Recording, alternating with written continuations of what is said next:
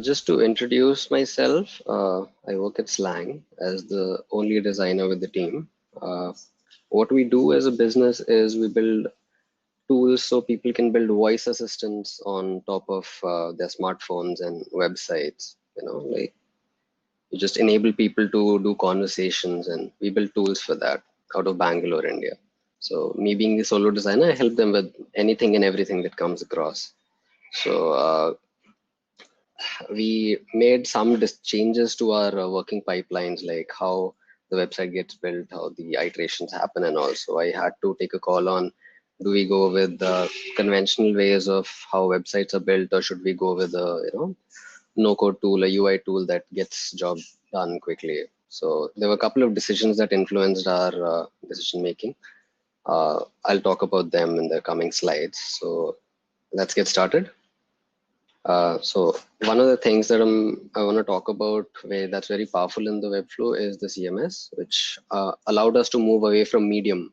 Otherwise, we were writing blogs on Medium and all the traffic was going there. So one of the coolest features of Webflow is the CMS integration. You can divert all the traffic to your website. So this being our website at Slang currently, as of today. So multilingual voice assistants. Now, if you go to the blog section here, which looks like this, we have a couple of blogs, and I built their CMS from scratch. I mean, the clicking and all within Webflow. So how does that happen for the first timer is basically, okay, how does the content writing help with Slang? So what does the CMS look like within Webflow? You go to this section. We have a couple of tabs here. Some deal with the tags only, like, each of these have a number to it, like 40 items, 5 items. So each 5 item is a category, like there are 5 items underneath, 7 items under members. So let's talk about the blog post. There are 36 blogs. Each item is a blog. So this is how our CMS looks currently. And each of this is a blog. Some are in draft stage, some are published. Now, how does this happen for a first timer? For a first timer, you would basically, it's like a marketplace, okay? Now you can choose what you want to take away from that marketplace to your home. So I've just used color to map things from left to right. So you just click on the name, you get it on the right, Left is the marketplace, right side is what you want to use out of that marketplace. You take name, you take slug, you take short description, whatever you want in your blog section to show up, okay? So very straightforward things, no magic, no surprises. So very beautifully designed. So once you have this, you're basically telling that of the marketplace, I want to use these features in my CMS. So please allow me. Now these are fairly customizable, and eventually you do that for members. You can add people to, how many people write your blog. So currently I'm using this Ved Methai. So this guy shows up here on our blog. So this is like a drop down that we set up. So you can choose authors who's writing the blog and all that. So we have like 5-6 people there. This was again set up as same as this, just the field names changed, right? So say this, we are talking about the members. Now the member has an avatar, member has a name, member has a team role, the yellow, pink, and blue. Now I basically have to write the name and I can save it, and then that becomes a field that I can use eventually. So Ved has these details in himself: Twitter, Facebook, LinkedIn, and this is specific to each person. So I do that 5 times with 5 people. I get a list of authors that I can use eventually. Now, say I also want to create tags. So tag would be another collection where there would be all tags. The tags we use currently are Web SDK. We worked on a COVID-19 project, so that becomes a tag. We conduct workshops, so that becomes a tag. We are into user research because we're building a product, so we need to do that kind of research, so that becomes a tag. We're into the voice assistant domain, so that is a tag. So what does this eventually look like, on the website? So we have a place of tags where anything that you put here will eventually show there, so the input here is actually the output there. So this is in coherence. So this is a beautiful part of it. Like, this was the first time I actually got a hang of CMS understanding from scratch. Otherwise, like, by the name of it, CMS, it's like sounds too tough, but no magic within inside. Then let's talk about faster iterations. So faster iterations, it can mean multiple things to multiple people in their own context. In our case, faster iterations is basically not just trying new ideas, but also making changes in very short spans of time. Like, uh, trust me when I say this, I have actually changed our website on a real-time chat because I was on Webflow. I mean, if I was doing it conventionally, making changes to a code, doing code export, putting that into a code review, and somebody reviewing it, and then it goes through a build system, and then it goes to our, test environment and stage environment, then production environment. It is not possible. But with the Webflow, we had that kind of flexibility. So you can make changes on a real-time chat. The tool is built like that. Very, very, very beautiful side of it. There are some limitations to it also. There are some trade-offs that we do as designers when we're doing faster iteration. Sometimes the quality goes down. Sometimes you have to, kill a part of yourself because the time was more important than the quality. Sometimes you can ship both out together. So we just live in a world like that. Then one of the most magical parts of our work is a bit of self-inflicted pressure can do magic. uh, you can ship out a page from scratch, like no design, no mock. You're having the first conversation with your CEO, and you can ship out a page in less than 5 hours. We've done that. It was because the tool allows us. So, like, why are teams efficient? Teams are efficient because the tools allow them to. So eventually, it comes down to the tool sets that you're using. This would not have been possible if I was conventionally doing it, which I will also talk about eventually. So less than 5 hours, yes, it's possible to push out a page from scratch. Not very healthy, but it saves you the day. And sometimes it's important because you're not, as a designer, you're not solely, just making things pretty and moving things left to right and just shipping things. You have to, take care of things. So save the day sometimes. Then another interesting topic, how conventional website development happens and how Webflow works. Now, why I'm talking about this is because we moved from code exporting pipeline to Webflow eventually. So we've seen both sides of the world. Now we know the limitations of that versus this. A couple of things that influence our decision to move is, one is the handing over. Like tomorrow, if I leave the company, if it's easy for me to teach somebody Webflow than it is for me to teach them how code works. So like, it's like somebody knows Paint, they can teach to 5 other people, and 5 other people can use MS Paint. It's a UI tool, clicks here and there. Now, conventionally, you want to understand code, you want to write code, you want to get you want to debug it, you want to try it across multiple devices and all. So conventionally, all those problems come in. Webflow used to just solve it for us. Now, initially, we were exporting code and then we were modifying it. Like the form would not work when you export the code, right? Then we, being a voice assistant company, we want to embed our voice features on a website. Now, it is, how it used to happen is export the code, you plug in 3 more extra files, you put in the script tags, you link these external files, and you modify the code to a certain degree, and then you push it out. And that is how the website was working. So moving to Webflow, it just, went seamlessly.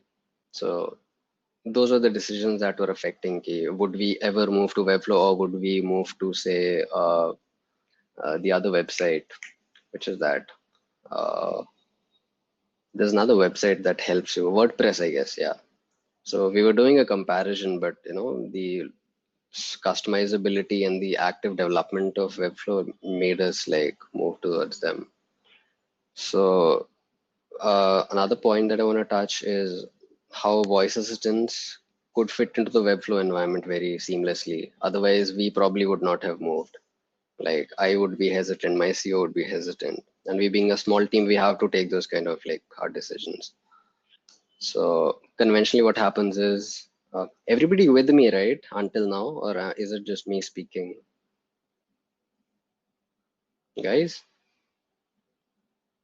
Okay, we'll continue. So conventionally, you have a code editor, and it requires you to write some code.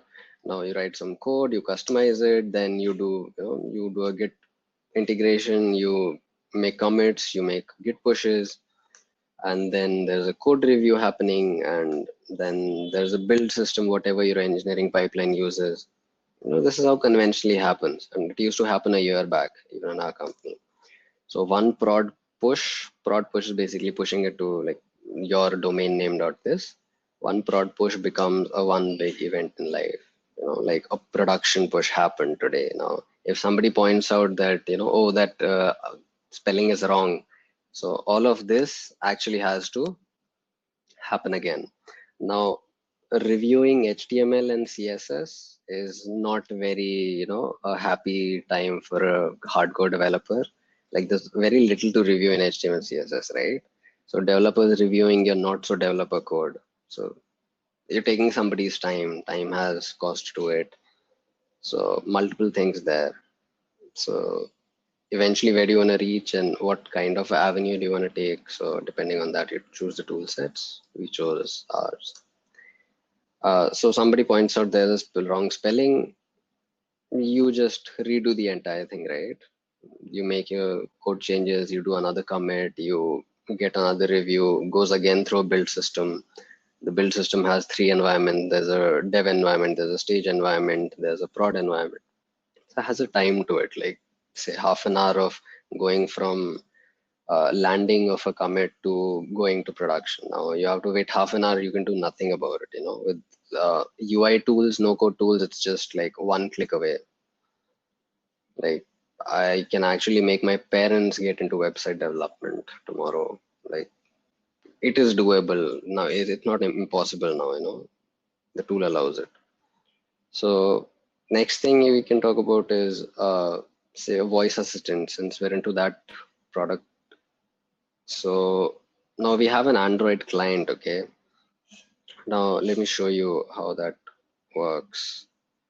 So this being the website, this phone, right? This is our Android client. It's a voice assistant inside a smartphone app. Currently, it's an e-commerce grocery app.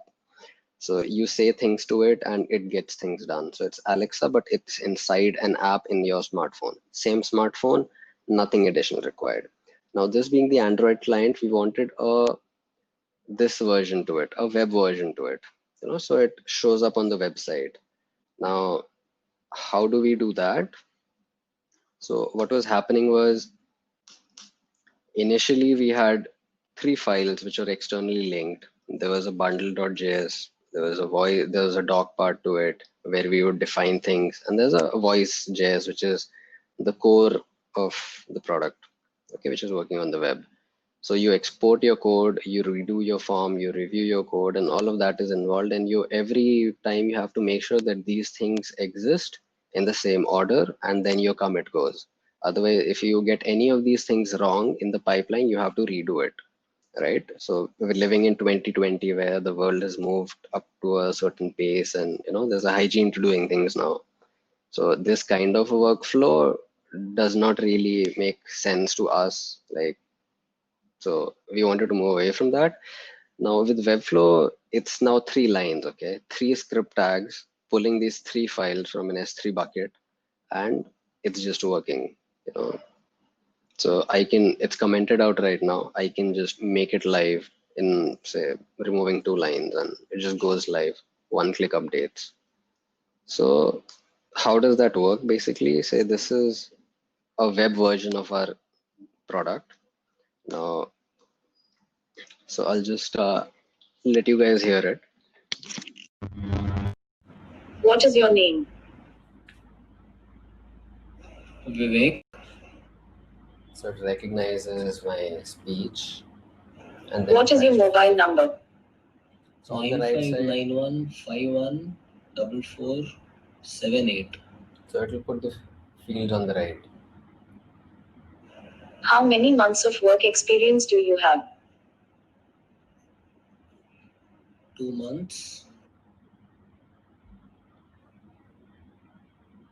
Have you worked before? Yes. Which company did you work for before? Nike. What was the designation at your last job? Design intern. How many years of experience do you have? 4 years.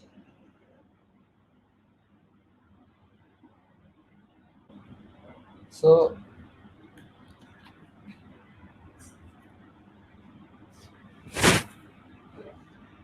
yeah, so basically the product works like this. You speak to it, it will do things for you.